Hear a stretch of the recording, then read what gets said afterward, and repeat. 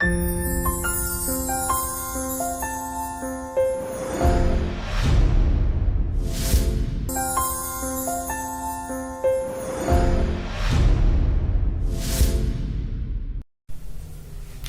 भारत मित्रों, आप सभी का स्वागत है आपके अपने चैनल एजुकेशन ऑफ ट्यूटोरियल में, जहां पर आपको सभी प्रतियोगी परीक्षाओं से जुड़े हुए सभी विषयों पर ऑनलाइन क्लासेस उपलब्ध कराई जाती हैं।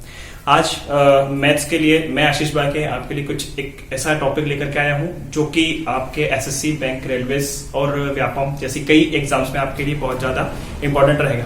तो जैसा कि आप लोग देख रहे हैं, मैंने यहाँ पर टॉपिक लिख रखा है। टॉपिक है लघुत्तम समापवर्ती और महत्तम समापवर्ती। ठीक है, यानी कि इंग्लिश में हम इसको कह सकते हैं लीस्ट कॉमन मल्टीपल और हाईएस्ट कॉमन फैक्टर। ठीक है, अब सबसे पहले हम देखें कि इनके शाब्दिक अर्थ होते क्या है। ठीक है, तो शाब्दिक अर्थ में मैंने देखा कि भाई ये लीस्ट है। लीस्ट का मतलब होता है सबसे छोटा। क्या होता है? सबसे छोटा होता है। लीस्ट का मतलब होता है सबसे छोटा। कॉमन का मतलब होता है उभयनिष्ठ। क्या होता है? उभयनिष्ठ। ठीक, और मल्टीपल मतलब होता है गुणज। क्या होता है? गुणज। अच्छा, कभी कहा जाए आपसे कि भाई ये इसका शाब्दिक अर्थ हम समझते हैं कोई भी सबसे छोटी संख्या है। ठीक है, उभयनिष्ठ भी समझ सकते हैं कि भाई ये क्या है? कॉमन है। लेकिन क्या है कि भाई गुणज क्या होता है, इसको समझना बहुत ज्यादा जरूरी है। ठीक है, गुणज को लेकर के कुछ ऐसी चीजें निकलती है। अगर गुणज का शाब्दिक अर्थ देखा जाए तो गुणज होता है पहाड़ा। ठीक है, मतलब मान के चलिए कि कोई संख्या ले ली मैंने 6। ठीक, इस 6 के लिए 6, उसके बाद 6 दूनी 12, 6 तिया 18, 6 चौको 24, 6 पंजे 30। अच्छा, इससे लेकर जितने भी पहाड़ है में मतलब वे सभी संख्याएं जिनमें 6 का भाग चला जाए वो सब क्या कहलाएंगे? गुणज कहलाएंगे। ठीक है, अब हम जाते हैं कि लीस्ट कॉमन मल्टीपल में हम लोग यहाँ पर इसका क्या काम है, इसका काम क्या है। ठीक है, फॉर एग्जाम्पल मैंने उठाया 12 और 16। ठीक है, अब 12 और 16 के पहाड़े को यदि मैं देखूं तो 12 एकम 12, 12 दूनी 24, 12 तिया 36, 12 चौक 48, 12 पंजे 60, 12 छंग 72, 12 सत्ते 84, 12 अठे 96 से लेकर के और भी बहुत सारे। ठीक है, आगे चलता हूं। जब मैंने देखा 16 को, 16 एकम 16, 16 दूनी 32, 16 तिया 48, 16 चौको 64, 16 पंजे 80, 16 छंग 96 से लेकर के 48। ठीक है, अब बात यहां आती है उभयनिष्ठ की। ठीक है, तो उभयनिष्ठ का मतलब होता है इन दोनों में कॉमन। ठीक है, इन दोनों में कॉमन कौन से बिंदु है? तो मैंने देखा कि भैया एक तो 48 है, ये 48 जो इसमें क्या है? कॉमन है। आई बात समझ? एक 48 कॉमन हो गया। दूसरा एक और कॉमन है 96। क्या कॉमन है यहाँ पे? 96 कॉमन है। ठीक, कौन कौन सी संख्या कॉमन हो गई? एक 48 हो गया, 96 हो गया। ठीक, अब बात आती है कि सबसे छोटी संख्या जो कि गुणज। अब सबसे छोटी संख्या यानी कि इन दोनों में छोटी संख्या कौन सी? तो 48 क्या हो जाएगा? हमारा आंसर हो जाएगा। ठीक है, मतलब कि 12 और 16 का यदि एलसीएम देखा जाए तो 48 हो जाएगा। यहीं पर हम इसको परिभाषित कर सकते हैं कि वह छोटी से छोटी संख्या जिसमें दी गई संख्या से भाग चला जाए पूर्ण रूप से। वह छोटी से छोटी संख्या जिसमें दी गई संख्याओं से पूर्णतः भाग चला जाए वो क्या कहलाती? एलसीएम कहलाती। ठीक है, अब एक चीज और देखते हैं। ये तो हो गया हमारे समझने के लिए। ठीक है, अब इन एलसीएम को ज्ञात कैसे करते हैं उसके लिए कुछ मेथड्स है। ठीक,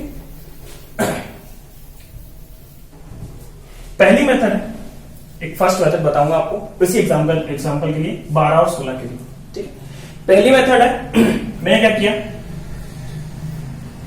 12 और 16 इसके गुणनखंड निकाले, लेकिन किससे? अभाज्य गुणनखंड से। अब एक बात बता दूं कि अभाज्य गुणनखंड क्या है। ठीक, अभाज्य गुणनखंड,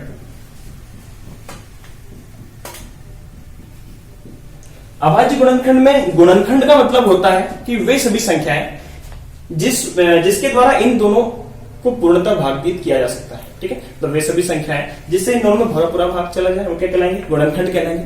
अब अभाज्य मतलब जिनमें किसी का भाग नहीं जाता ऐसे गुणनखंड। फॉर एग्जाम्पल 2, 3, 5, 7, 11, 13 एंड एलो। ठीक है, तो इतने सारे हम लोग ने देखे कि ये अभाज्य गुणनखंड है जिसका उपयोग यहां पर होगा। ठीक, अब मैंने सबसे छोटा अभाज्य गुणनखंड देखा, इसको हम भाग विधि कहें तो कुछ गलत नहीं होगा, क्योंकि हम लोग क्या कर रहे हैं यहाँ पे अभाज्य गुणनखंड से ही इस पे भाग दे रहे हैं। मैंने सबसे पहले किया 2 से भाग दिया, 2 × 12। फिर मैंने देखा कि भाई 6 है, इसमें किससे भाग जाना है? तो 2 से ही भाग जाएगा, 2 × 6।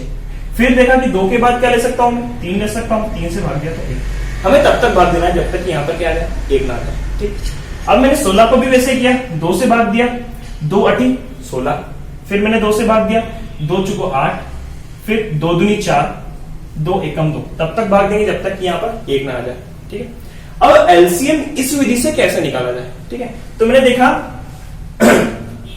12 के गुणनखंड कौन कौन से हो गए, 2 गुणा 2 गुणा 3, और 16 के कौन कौन से हो गए, 2 गुणा 2 गुणा 2 गुणा 2। ठीक है, अब इसमें वे नंबर्स जो कि कॉमन आ रहे हैं, तो 2 गुणा 2 और 2 गुणा 2 ये कॉमन आ रहा है। ठीक है, तो मैं क्या करूंगा, इन दोनों का एक एक हिस्सा निकाल कर रख लूंगा पेयरिंग में से।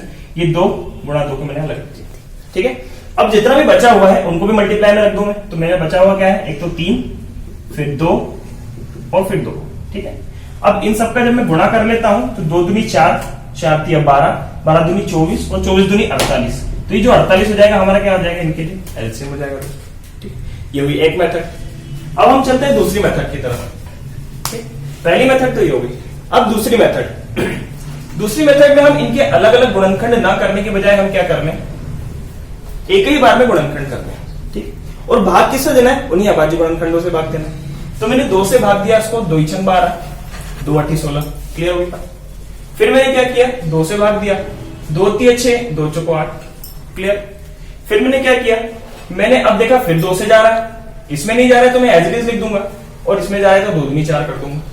ठीक, फिर मैंने 2 से दिया, फिर चला गया, 3 बचा, फिर मैंने 3 से दिया इसको। ठीक है, तो ये पूरा तब तक भाग देना जब तक यहाँ पर 1 और 1 ना आ जाए। क्लियर।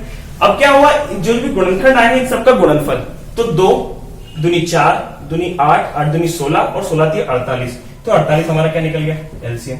ये हमारी सेकंड विधि होगी। आई बात समझ।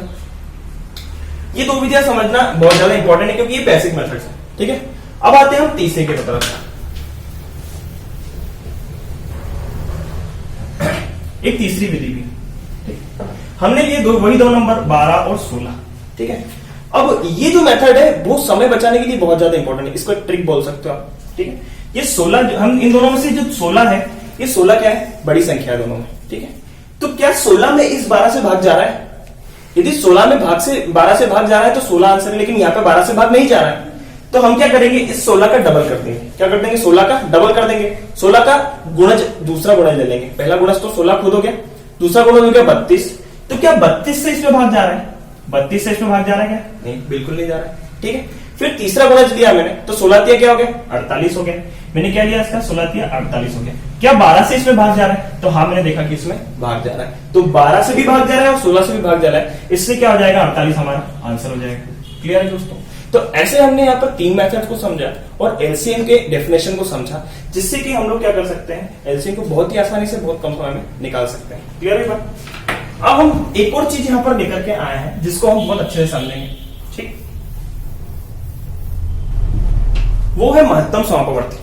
ठीक है, जिसे इंग्लिश में कहा जाता है हाईएस्ट कॉमन फैक्टर, HCF। ठीक है, इसको और भी बहुत सारे नामों से जाना जाता है, जैसे कि GCD, ग्रेटेस्ट कॉमन डिविजर, या ग्रेटेस्ट कॉमन डिनोमिनेटर, या GCF, ग्रेटेस्ट कॉमन फैक्टर। ठीक है, वैसे यहां पर लिखा हुआ है हाईएस्ट कॉमन फैक्टर। ठीक है, ऐसे 3-4 नामों से जाना जाता है। अब इसमें एक चीज हम देख लेते हैं, कुछ एक एग्जांपल के थ्रू मैं आपको समझा दूं। ये जो फैक्टर का मतलब क्या होता है, गुणनखंड। क्या होता है, गुणनखंड। हाईएस्ट का मतलब होगा सबसे बड़ा, क्या होगा, सबसे बड़ा। और कॉमन का मतलब होगा वही उपनिष्ठ। ठीक, जैसे मैंने देखा तो एग्जांपल लिया, मैंने लिया कि 12 ले लिया। ठीक है, ये 12 में किस किस से भाग चला जाएगा, पूरा पूरा। तो मैंने लिया कि भाई 1 से तो जा रहा है, फिर देखा 2 से भी जा रहा है, फिर 3 से भी जा रहा है, उसके बाद 4 से जा रहा है, 6 से जा रहा है, तो 12 से जा रहा है। तो ये बात समझने वाली है कि इस संख्या में जिन भी अंकों से भाग जा रहा है वो सब क्या कहलाएंगे, गुणनखंड कहलाएंगे। ठीक है, तो इसको मैं बोल सकता हूं कि ये सारी संख्या क्या होंगी, 12 की गुणनखंड हो जाएंगी। क्लियर होगी बात। अब फॉर एग्जांपल मैंने एक क्वेश्चन उठाया। ठीक, एक क्वेश्चन उठाया मैंने कि भाई 24 और 36, ये क्वेश्चन उठाया। ठीक, 24 और 36। अब 24 में किस किस से भाग जा रहा है, 24 में किस किस से भाग जा रहा है वो देखते हैं। तो 24 में 1 से जा रहा है, 2 से जा रहा है, 3 से भी जा रहा है, 4 से भी जा रहा है, 6 से भी जा रहा है, 8 से भी जा रहा है। उसके बाद हम देखेंगे कि 12 से जा रहा है और कुछ 24 से जा रहा है। ठीक, क्लियर।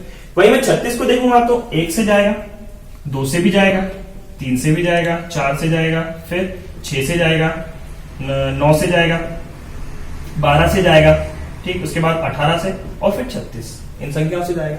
ठीक, अब वहां पर परिभाषित कैसे करेंगे उस चीज को, इनमें कॉमन देखते हैं। ठीक है, मैंने कॉमन देखा भाई, 1 भी कॉमन आ रहा है, 2 कॉमन आ रहा है, 3 कॉमन आ रहा है, 4 भी आ रहा है, 6 भी आ रहा है। ठीक है, फिर क्या आ रहा है, एक 12 कॉमन आ रहा है। ठीक है, अब एक बात बताइए दोस्तों, वहां पर परिभाषा क्या दी गई, सबसे बड़ी उभयनिष्ठ गुणनखंड। ठीक है, ये सारे गुणनखंड। ठीक है, तो हम इसे परिभाषित कर सकते हैं कि भाई वह बड़ी से बड़ी संख्या जिससे दी गई संख्या में पूर्ण रूप से भाग चला जाए, वो क्या कहलाते हैं, आपके महत्तम समापूर्ति कहलाते हैं। ठीक है, हाईएस्ट कॉमन फैक्टर कहलाते हैं। तो इस वजह से मैंने देखा कि 12 जो है वह बड़ी से बड़ी संख्या है जिससे इन दोनों में क्या चला जा रहा है, भाग जा रहा है। तो 12 हमारा क्या हो जाएगा दोस्तों, एचसीएफ हो जाएगा, हाईएस्ट कॉमन फैक्टर हो जाएगा। क्लियर? जैसे एलसीएम में हमने 3 विधियों को समझा, वैसे इसमें भी 3 विधियां हैं। ठीक है, उसको भी हम बहुत अच्छे से समझेंगे। ठीक,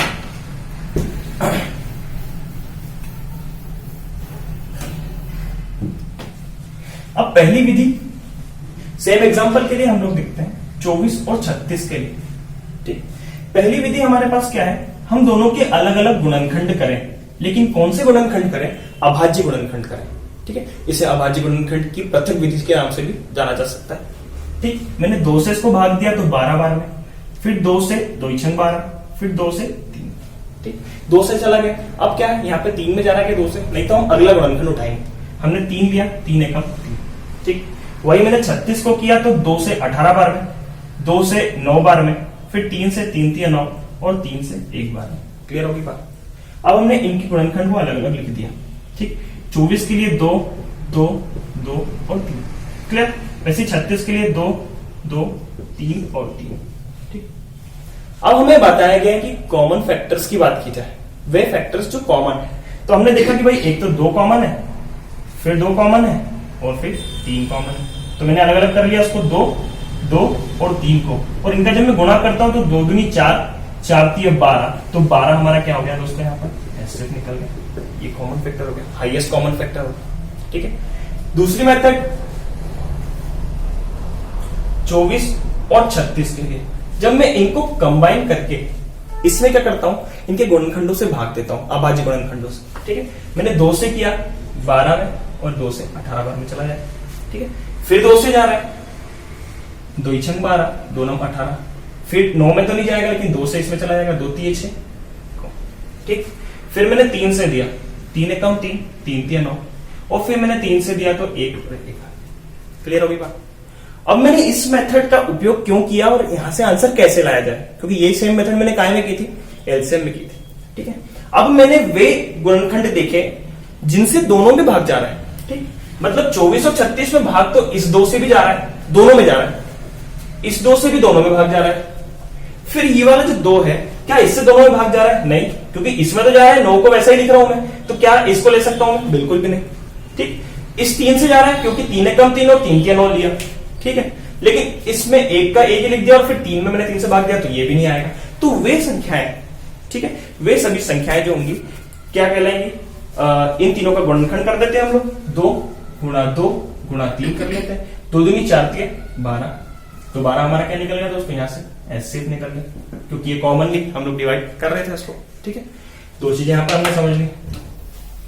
एक और मेथड है जो हमने एलसीएम में ली थी, वैसे ही एक मेथड यहां पर भी हम लोग उपयोग करेंगे।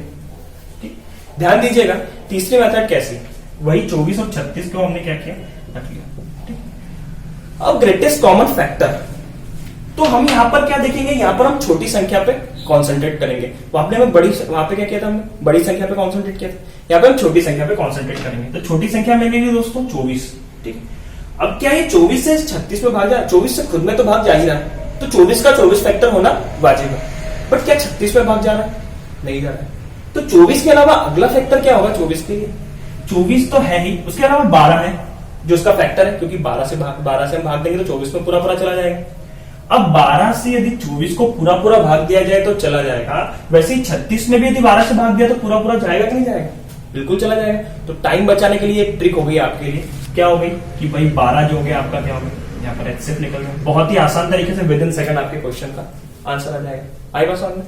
अब हमने क्या समझा कि भाई गुणज क्या होता है, गुणनखंड क्या होता है, वही हमने एलसीएम और एचसीएफ को डिफाइन करके समझा, उनकी मेथड्स को समझा।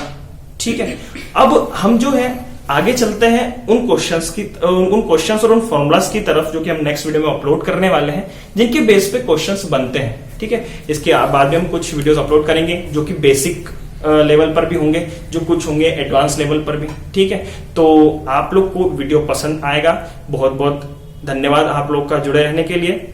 इसके साथ आप लाइक कीजिए, सब्सक्राइब कीजिए, शेयर कीजिए, और इससे जुड़े हुए टाइप्स और डाउट्स के लिए आप लोग कमेंट कर सकते हैं। आपको और क्या क्या पढ़ना है इस चीज को लेकर के आप कमेंट कर सकते हैं। ठीक है, और हमारे साथ आप बने रहिए। जय